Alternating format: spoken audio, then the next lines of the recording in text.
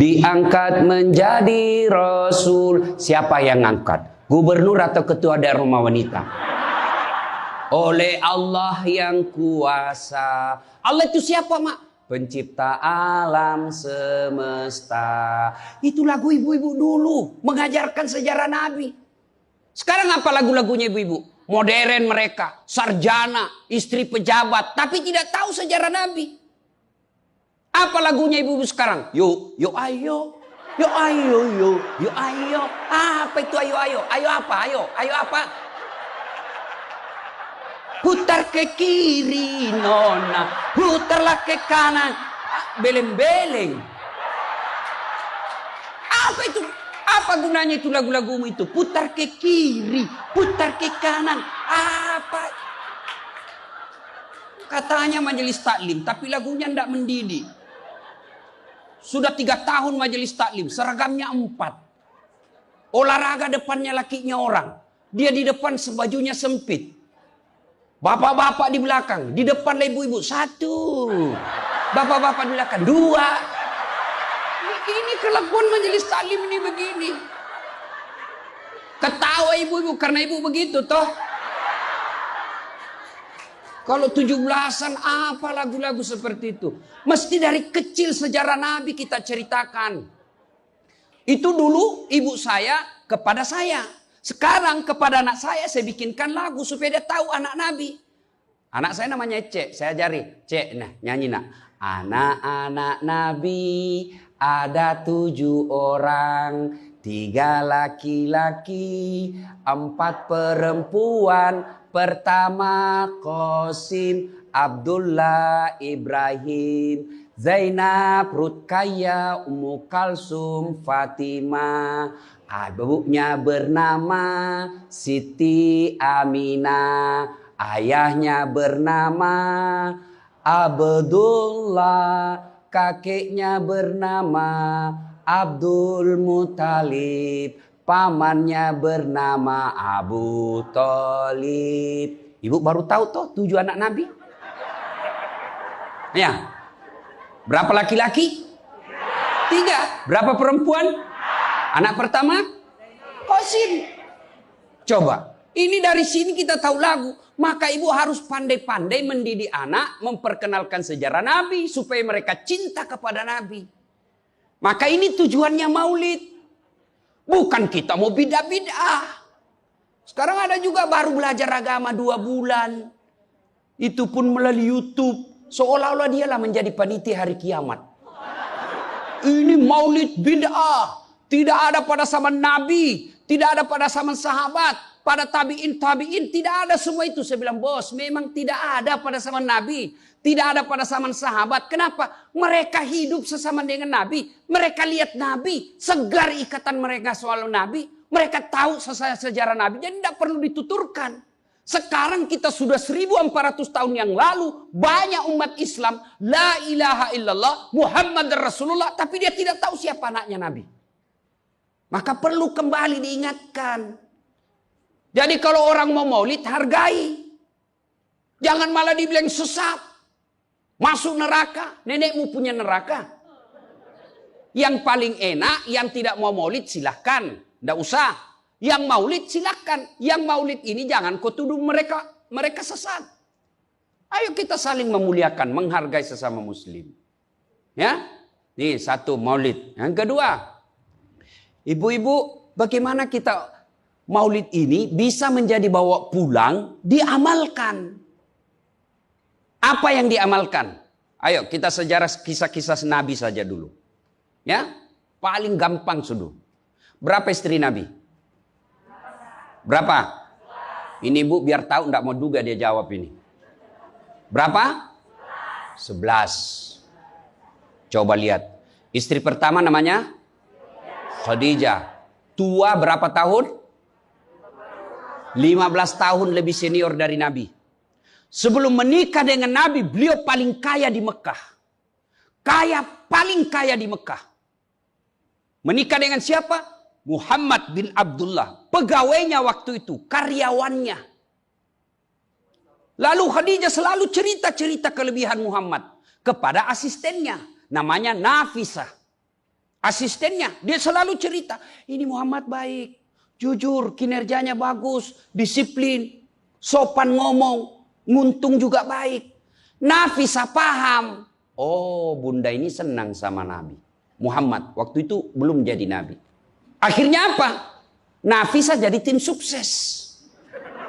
Tapi bukan tim sukses pilkada. Disuruh bikin baleho 10, cuma 5 dia bikin, hilang 5. Ya kan? Ini Nafisah datang kepada Muhammad. Muhammad, bagaimana kalau ada perempuan suka kamu? Alhamdulillah. Tapi ini perempuan lebih senior dari kamu. Tidak ada masalah. Lebih tua 15 tahun. Tidak ada masalah. Tapi dia sudah 2 kali janda. Tidak jadi masalah. Tapi dia bosmu. Tidak jadi masalah. Yang jadi masalah, benar tidak dia senang sama saya? Kata Nafisah, tenang mas bro, saya punya urusan. Jangan lagi cari dah hadis mas bro, tidak ada. Lalu datanglah Nafisah kepada Khadijah. Bunda, bagaimana menurut bunda kalau ada laki-laki senang bunda? Alhamdulillah, terbuka jodoh. Tapi ini lebih muda dari bunda. Tidak jadi masalah. Lebih muda 15 tahun. Tidak jadi masalah. Tapi dia anak buahnya. Tidak jadi masalah. Yang jadi masalah, benar tidak dia senang sama saya? Kata Nafisah, tenang bunda, saya punya urusan. Ini namanya tim sukses yang tidak mempermalukan kedua belah pihak. Coba kalau Nafisah mau memanfaatkan situasi. Maka dia datang kepada Muhammad. Muhammad, dia suka kok bos. Tenang aja, ambil semua hartanya. Dia terlalu senang sama kamu. Nafisah kan tidak.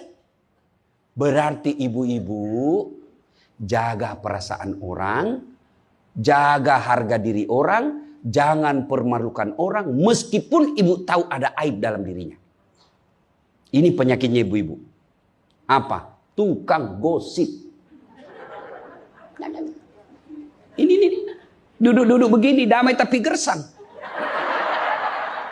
Oh, coba lihat siapa duluan pulang, dia jadi dibecawan. Jadi ini gini Pak Gubernur itu dia duduk-duduk itu. Dia enggak cerita tapi apa? Dia mulutnya enggak ngomong tapi bibirnya dong. Memang fitrahnya. Apa begitu orang sini? Bukan cuma di sini. Orang Amerika juga tukang gosip perempuannya. Fitrahnya. Maka Nabi katakan kalau perempuan mau selamat, jaga mulutnya, aman dia masuk surga. Cuma kan gampang sekali kita gosip. Lewat teman kita.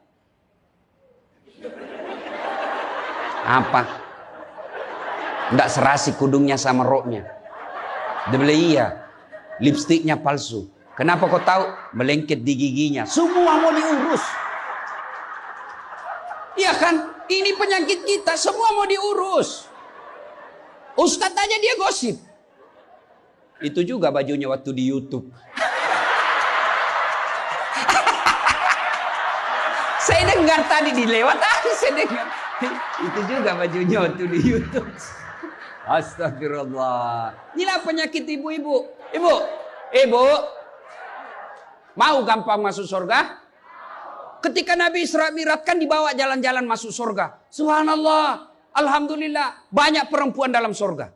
Begitu Nabi dibawa lihat neraka. Nauzubillah min zalik. Ya Allah ampuni hambamu. Ya Allah ampuni umatku. Ya Allah. Kenapa? Perempuan ternyata lebih banyak dalam neraka. Ditanya kenapa bisa begitu? Ada 2 kelemahan perempuan. 1. Tidak mampu menjaga suaminya. Tidak mampu mengurus suaminya. Dan yang kedua tidak mampu menjaga lisannya. Jadi kalau ibu mampu menjaga lisan, aman. Itulah gunanya masker. Supaya ibu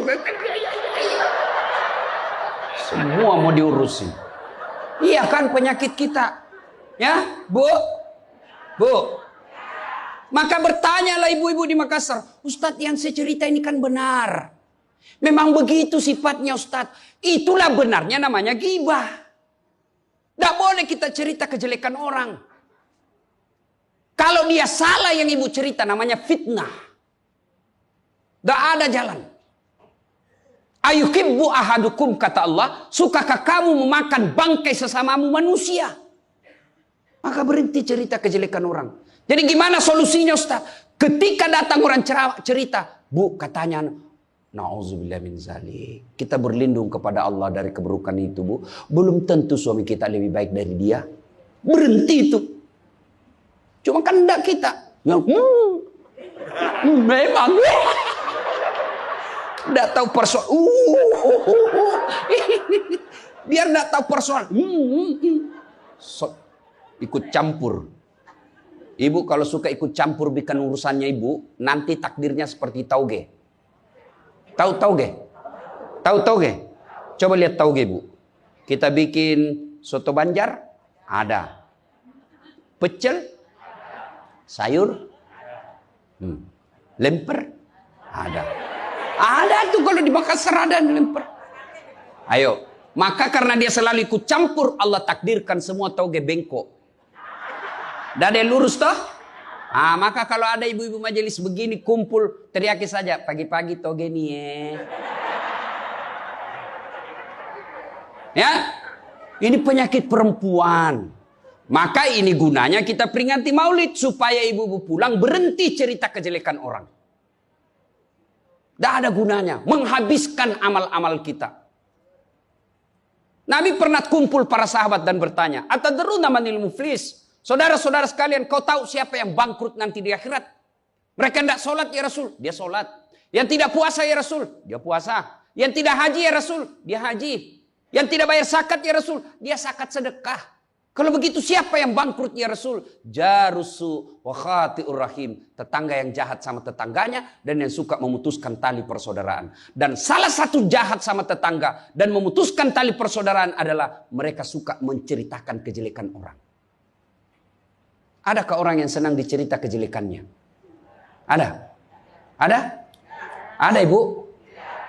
Lalu untuk apa kita cerita orang? Rajin betul istrinya majelis taklim. Baik betul itu istrinya. Tapi kasihan suaminya selingkuh kiri kanan. Lalu apa untungnya ibu cerita? Ibu? Hei.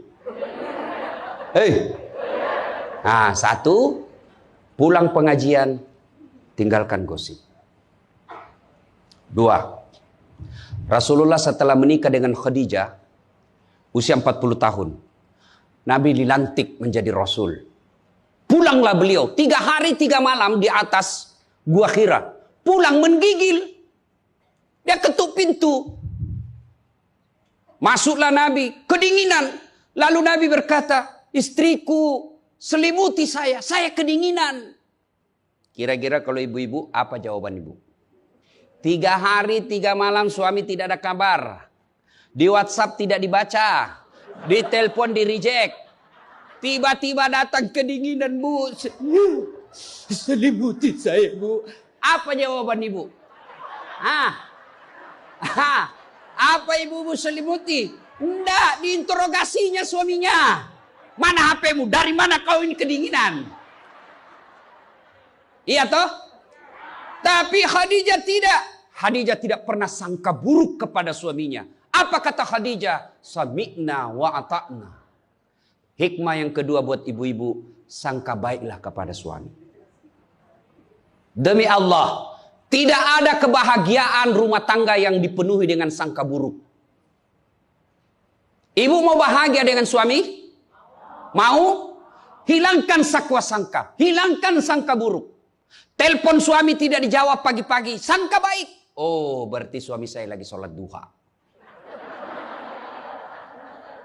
1 jam kemudian ditelepon. Belum dijawab juga. Oh, berarti suamiku lagi meeting dengan gubernur. Telepon lagi siang-siang tidak jawab. Oh, berarti suamiku lagi sholat berjamaah di masjid. Sore ditelepon tidak dijawab-jawab. Oh, berarti suamiku dia lupa handphonenya. Tiba-tiba sore masuk WhatsApp teman kita. Saya lihat suamimu bonceng cewek. Cantik betul. Oh, berarti suami saya lagi nge-grab.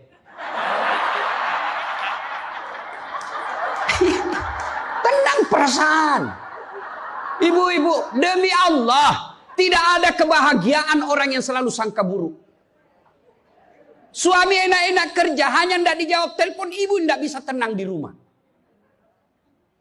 Sangka baik. Orang yang sangka baik, rumah tangganya pasti tidak bisa bahagia. Saya kasih contoh. Kasih contoh ibu. Suami istri 7 tahun tidak punya anak. Di tahun ke-8 dia pergi ke ahli kandungan. Periksa istrinya. Wih, alhamdulillah kata dokter, ibu sudah terlambat 2 bulan. Senang betul. Dia teleponlah suaminya. Pak, alhamdulillah hasil pemeriksaan saya sudah terlambat 2 bulan. Tapi Pak, jangan cerita-cerita dulu ya. Malu kita nanti kalau tidak jadi lagi. Oke Bu, ini rahasia berdua. Jangan cerita ke siapa-siapa. Setuju Bu ya? Setuju Pak. Oke. Beberapa hari kemudian datang petugas PLN. Assalamualaikum. Kata ibunya, waalaikumsalam. Siapa ya? Saya Bu, saya siapa? Petugas PLN. Oh kenapa Pak? Ibu terlambat 2 bulan. Wih. Kenapa dia bisa tahu saya terlambat 2 bulan?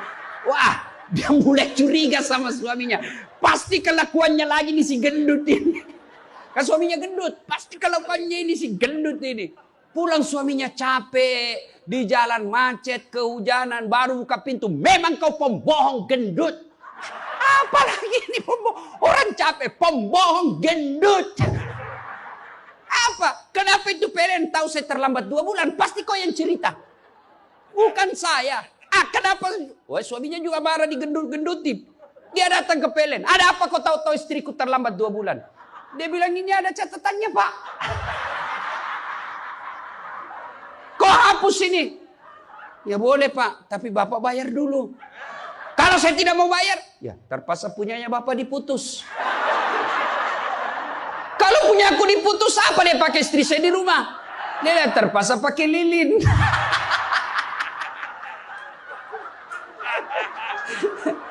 Inilah bahayanya sangka buruk.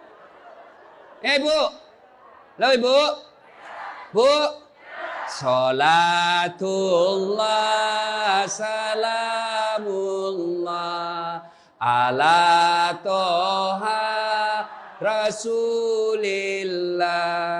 Salatullah salamullah ala Yasin Habibillah. Oleh-oleh kedua pulang maulid, hilangkan sangka buruk. Tidak ada kebahagiaan orang sangka buruk. Begitu juga kepada pimpinan kita. Kok saya dimutasi? Sangka baik. Saya tadinya kok kepala dinas menjadi staf ahli. Berarti Bapak dianggap ahli. Ini staf ahli kan enak. Ahli yang tidak ada stafnya. Sangka baik. Oh berarti Pak Gubernur merasa saya perlu istirahat, banyak berpikir.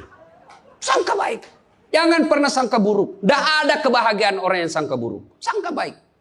Saya dalam hidup saya, betapa banyak Allah kasih pelajaran. Saya baru tahu maksud Allah yang baik setelah beberapa saat berlalu. Begitu ada kejadian sangka baik saja, tunggu akan muncul. Oh ini maknanya ini.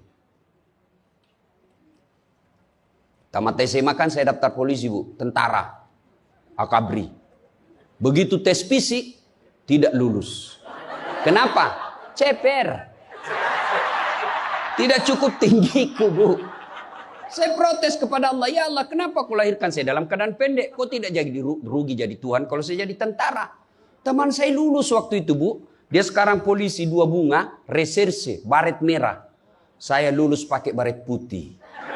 Alhamdulillah jadi ustadz. Alhamdulillah karena baret putih saya pakai, mulai baret hiram sampai baret merah, saya ceramai semua. Yang terbaik. Gubernur sebelumnya kepala dinas, tiba-tiba kita tidak ada jabatan, sangka baik.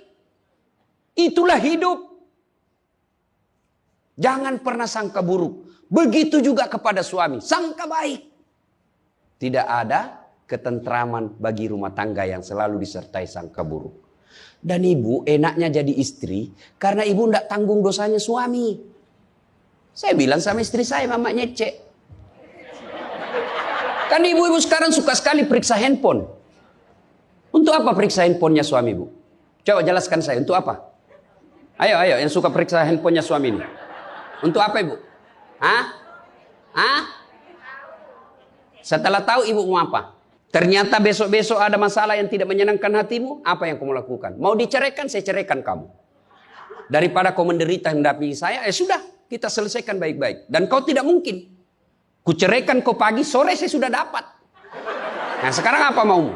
Sakit hati aja. Ayah. Dan hebatnya perempuan Islam, kalian tidak menanggung dosanya suami. Kalian tidak akan menanggung dosa suami. Ya, beda kalau laki-laki. Kalau laki-laki, dosa istri kita tanggung. Kalau suami menanggung dosa istri. Istri tidak pakai jilbab, istri tidak sholat, istri tidak puasa, istri tukang gosip, istri suka keluyuran. Suaminya ditanggung dosanya nanti. Ku ampusakum wa ahlikum nara. Beda istri. Suami pezina, suami koruptor, suami narkoba, suami penjudi, suami tukang tipu. Ibu tidak tanggung dosanya suami. Itulah enaknya jadi perempuan Islam. Bahkan kalau dia sholat, dia puasa Ramadan, dia jaga harga dirinya, dia patuhi suaminya. Kata Nabi, tadahulul jannati bisalam. Silahkan ibu mau masuk pintu surga mana saja. Makanya sangka baik saja, tidak usah sangka buruk. Ada ibu-ibu curhat sama saya tengah malam, Ustaz. Mohon solusinya, Ustaz. Saya sudah tidak tahan. Kenapa ibu? Dia bilang, saya sudah tidak tahan. Saya minta solusinya, Ustaz. Saya sudah tidak tahan. Memang kenapa? Saya ini sudah 21 tahun menikah, Ustaz. Tidak tahan. Saya bilang dalam hati, 21 tahun tidak tahan. Inilah kadang-kala ibu-ibu kalau ngomong tidak masuk di akal. Ya memang Allah fitrahkan itu manusia, laki-laki itu lebih banyak akalnya, perempuan lebih banyak perasaannya. Maka kalau perempuan ngomel, dengar saja Pak, tidak usah dijelaskan apa dia mau. Dengar aja, karena memang dia cuma mau didengar. Dengar aja, oh, ya, dengar aja, dengar.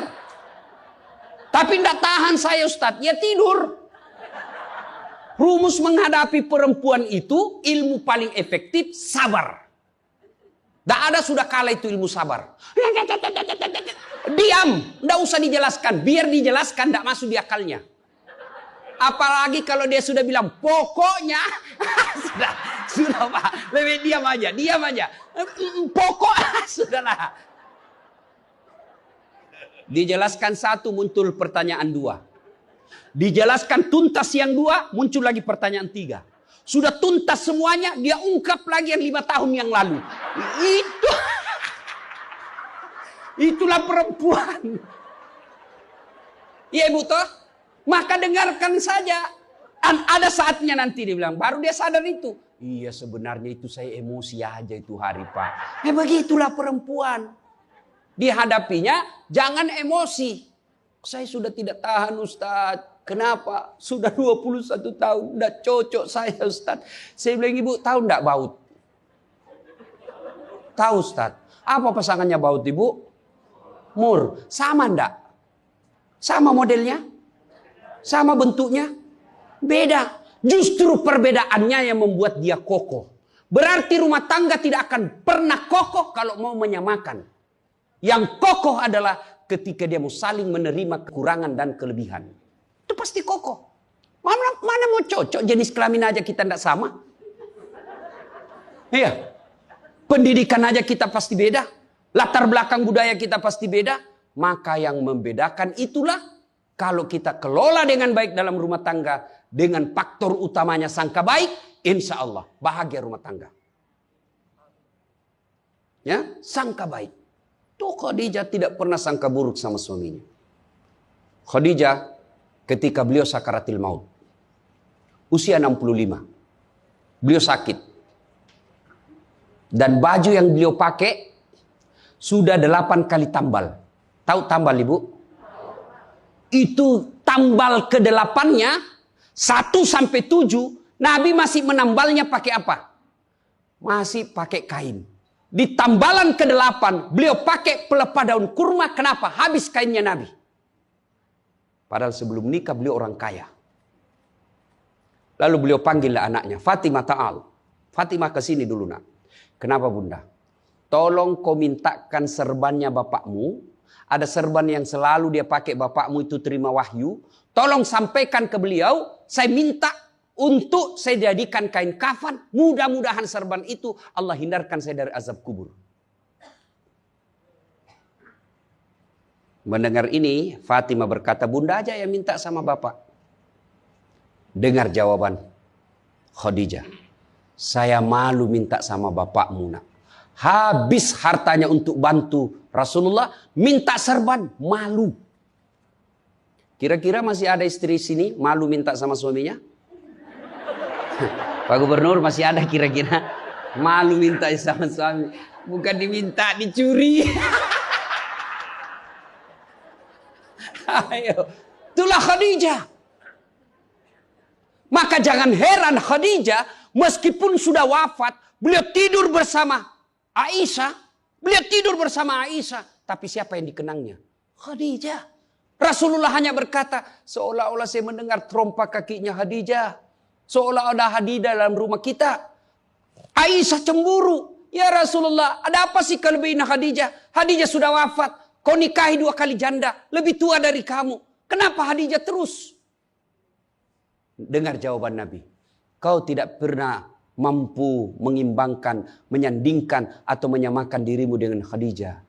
Ketika tidak ada orang percaya kepadaku, Khadijah orang pertama yang percaya ke Rasulanku. Ketika orang memboikot saya tidak boleh bertransaksi ekonomi kepada Muhammad, hartanya habis untuk membantu perjuangan dakwah. Maka jangan heran Rasulullah sangat mencintai Khadijah. Jadi kalau ibu mau dicintai suami lahir batin, jadilah seperti Khadijah. Bukan karena cantiknya, bukan karena kayanya, tapi kebersihan hatinya Khadijah. Kita itu laki-laki kan tergantung perempuannya. Kalau perempuannya baik, akhlaknya baik, tidak mungkin tergoda suami. Ibu mau? Suami tidak macam-macam mikirnya. 3 aja resepnya. Pegang ini, kau kuasai suamimu. 1. Buat matanya senang. Artinya apa? Ibu penampilan cantiklah di depan suami. Kalau suami senang selalu pakai baju merah, pakai itu baju merah tiap hari. Kalau suami senang warna-warna emas, pakailah itu tiap hari. Ya. Tapi saya tidak senang warna begini, Ustaz. Bukan untuk ibu, tapi untuk menyenangkan suami. Dandannya seorang istri, menyenangkan hati suami, itu ibadah buat seorang wanita. Yang kedua, buat perutnya senang. Bagaimana caranya? Bikinlah masakan kesenangan suami. Kalau tidak bisa tiap minggu, sekali sebulan. Ketika terima gajinya suami, terima honornya suami, ya WhatsApp suami, SMS suami, telepon suami. Bang, jangan makan di luar hari ini. Hari ini saya masak spesial buat abang. Masakan kesenangan saya sudah siapkan di rumah bang. Aman bang, jangan makan di luar. Ini hari spesial buat abang. Senang kita jadi suami. Itu saya kalau terima SMS WhatsApp begitu, mamanya di rumah dia goreng baru dia kirim. Rasanya kita mau cepat pulang. Ibu pernah WhatsApp suaminya begitu?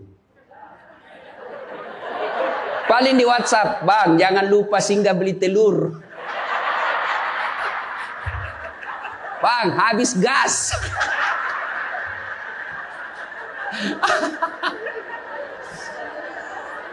Kok tahu Ustaz? Ya saya rasakan juga.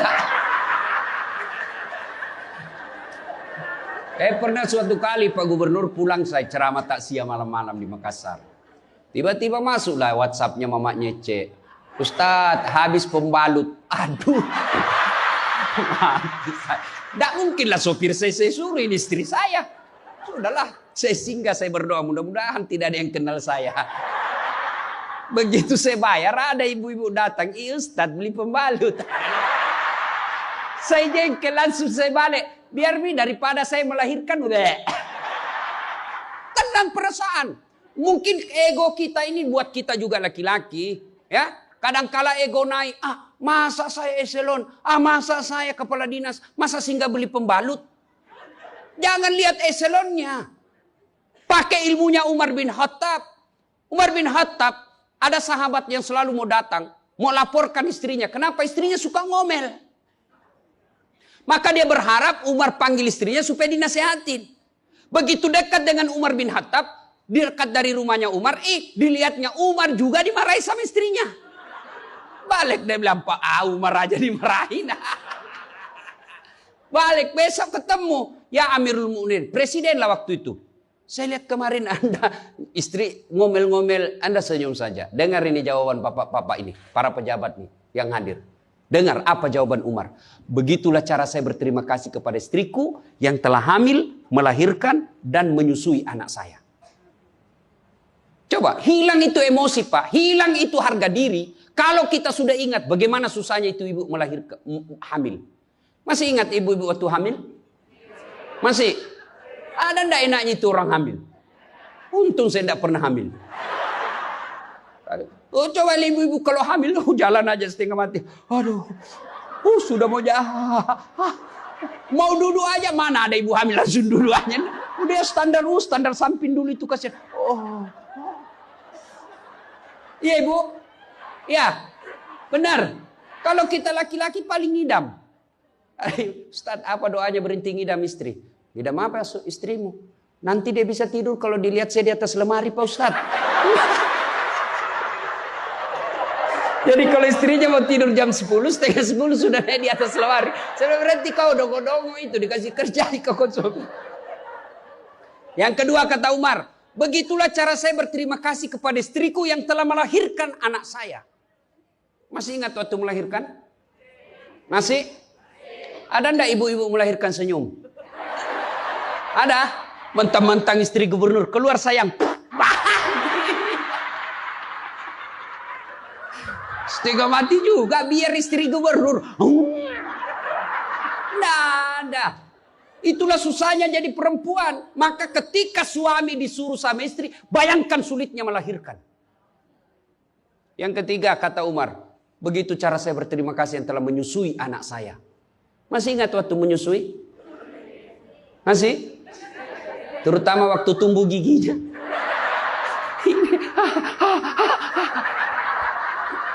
Masih ingat tak?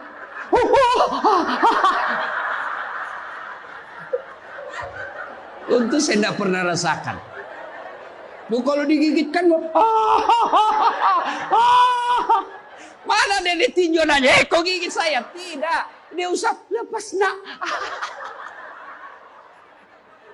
Iya ibu, iya. Siang anaknya, malam.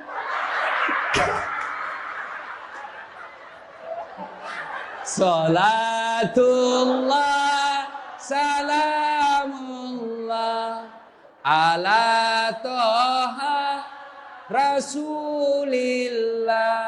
Salatullah, salamullah, ala yasin. Berikutnya, kalau kita cinta kepada Rasul, jadilah istri seperti istri Rasulullah. Nah, tentu bertanya kita, itu bapak-bapak mau punya istri seperti istri Rasul? Pak Gubernur pasti mau. Kita punya mau istri seperti Khadijah. Tapi pertanyaannya, sudahkah kita seperti Rasulullah? Tenang ibu-ibu, saya bela ibu-ibu hari ini. Tenang. Nah, kita mau seperti Khadijah, tapi kelakuan kita seperti Abu Jahal. Pembohong kiri kanan. Suami istri minta duit, tidak pernah ada. Benar, tidak ada. Habis biar baunya tidak ada lagi. Giliran selingkuhannya minta, gampang deh. Tunggu aja 5 menit. Ya, Rasulullah, coba. Begitu memuliakan istri, beliau tidak pernah kusam rambutnya di depan istrinya. Coba itu.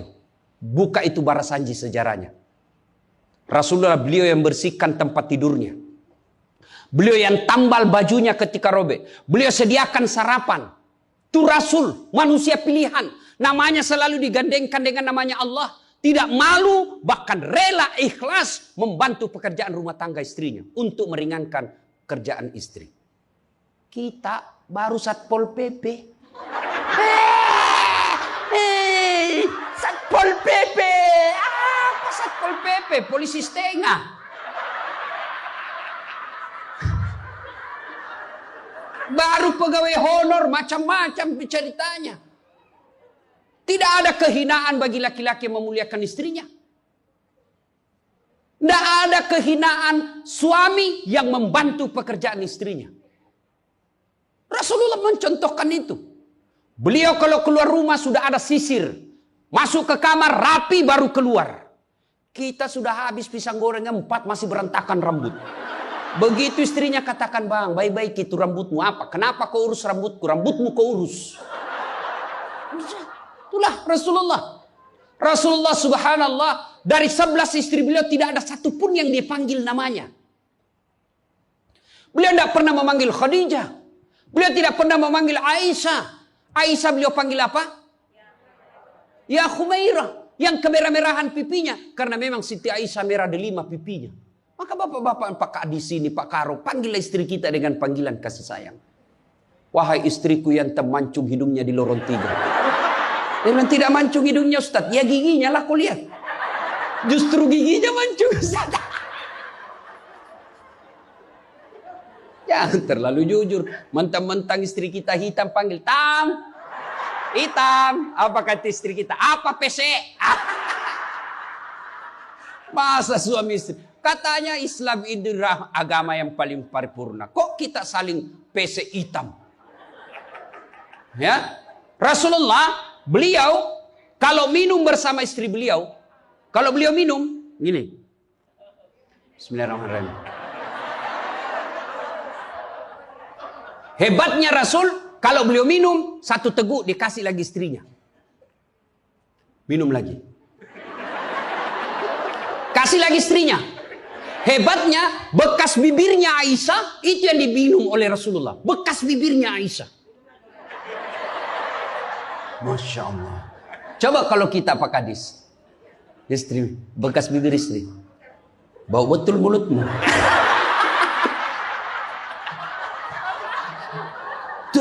Maka kalau ibu bapak mencontoh Rasulullah, maka rumah tangga pasti bahagia.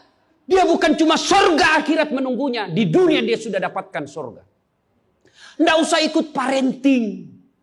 Quality time. Apa itu? Belajar saja sama diri Rasulullah. Kita ini sudah miskin di dunia. Rumah tangga kita kadang-kadang ngontrak-ngontrak. Tidak tahu lagi kewajiban istri kepada suami. Suami tidak tahu kewajiban kepada istri. Maka di dunia dia susah sanggara. Di akhirat apalagi nanti.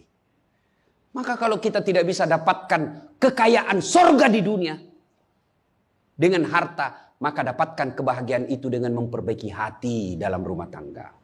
Suami tahu kewajiban kepada istri, istri pun melaksanakan tugasnya kepada suaminya.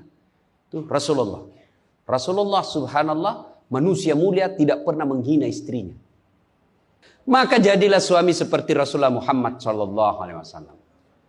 Ibu bapak saudara-saudara sekalian. Suatu kali Umar bin Khattab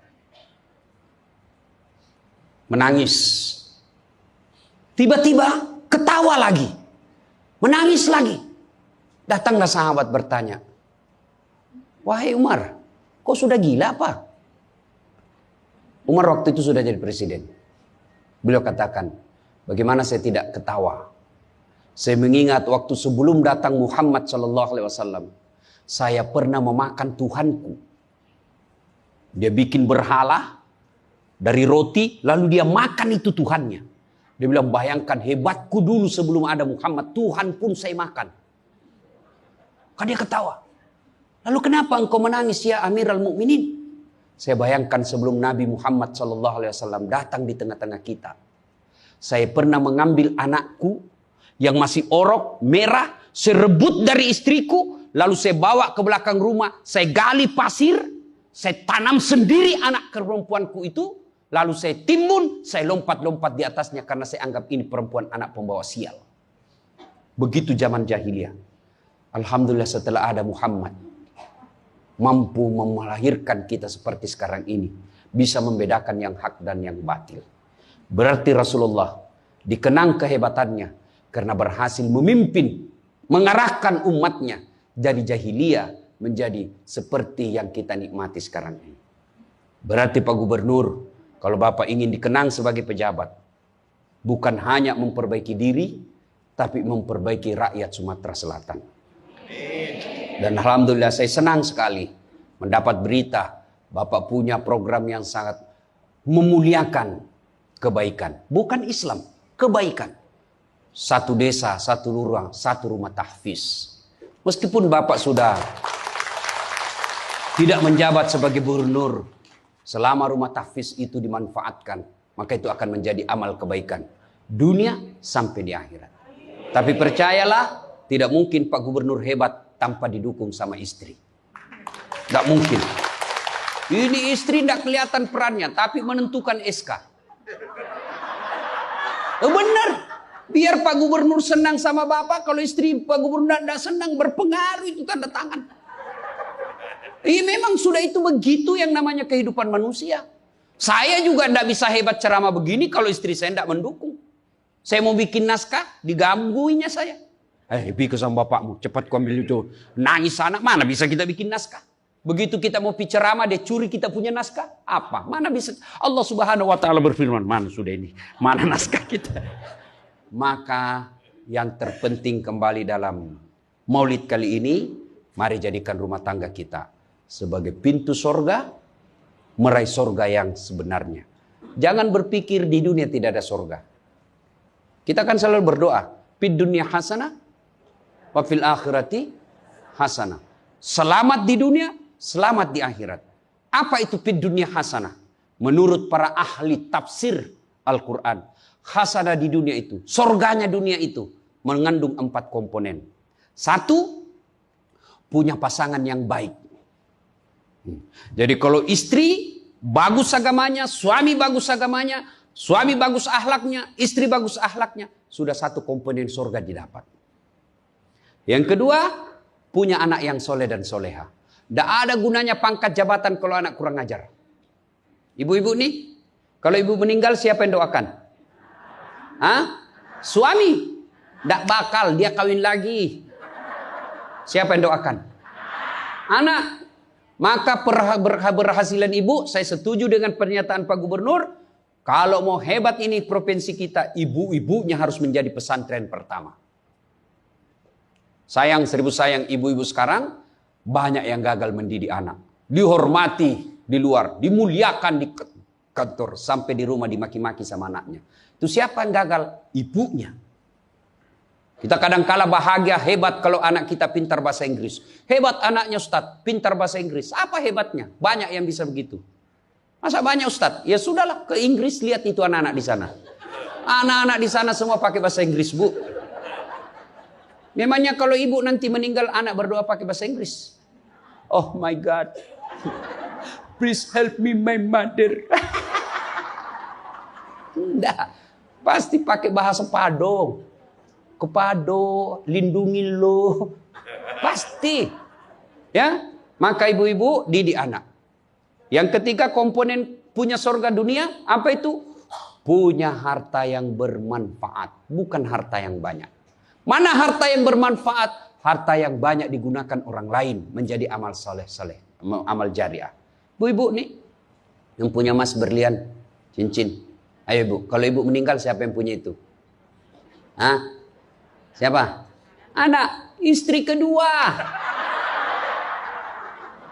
Bukan anak, istri kedua yang pakai. Maka sedekahlah sebelum tiba saatnya. Dan yang keempat, surganya dunia, punya teman yang baik. Bukan teman kepentingan politik dan kekuasaan. Teman yang baik itu meskipun kita sudah pensiun masih baik sama kita. Meskipun kita sudah miskin masih baik sama kita. Itulah teman yang baik. Dan nerakanya dunia ketika kita punya jabatan. Banyak teman kita. Pas kita hilang jabatan semua menjauh dari kita. Itu nerakanya dunia. Nah ibu bapak saudara-saudara sekalian. Mari mewujudkan ini melalui maulid. Maulid ini tidak ada guna kalau kita pulang tidak diamalkan. Minimal amalkan dengan menjadi suami yang baik. Dan istri yang baik. Terakhir. Kalau kita mencintai Rasulullah, maka kita ikuti sunnah-sunnahnya. Apa sunnah? Yang gampang-gampang, tidak usah berat-berat. Mulai hari ini, oleh-oleh khusus ibu, kapan dan dimanapun selalu ada wudhu. Coba ibu amalkan. Bapak-bapak pegawai, bapak mau pergi kerja, wudhu dulu. Mau pergi jemput anak, wudhu dulu. Mau pergi pengantin, wudhu dulu. Mau pergi kemana saja, ikuti Pak Gubernur yang katanya tidak ada liburnya. Ya. Sudah ikuti dengan ada wudhu. Orang yang selalu ada wudhunya, Innallaha yuhibbut tawwabina wa yuhibbul mutatakhirin. Dicintai oleh Allah Subhanahu wa taala. Ibu bapak saudara-saudara sekalian, banyak yang ingin kita sampaikan, tapi waktu jualah yang membatasi kita. Insya Allah lain waktu dan kesempatan kita akan lanjutkan.